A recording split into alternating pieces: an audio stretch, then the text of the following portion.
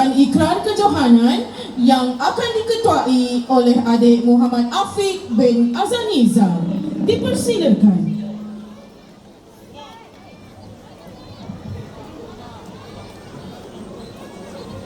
Angkat tangan. Bahawasanya kami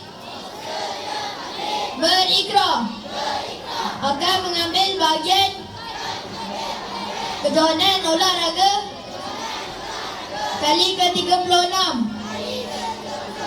Sekolah Kebangsaan Seksyen 17 dengan bersungguh-sungguh mematuhi segala peraturan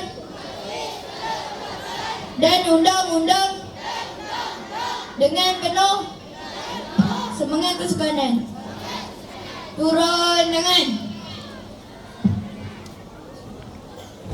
Majlis mengucapkan terima kasih kepada Muhammad Afiq di atas bacaan ikrar kejohanan sebentar tadi.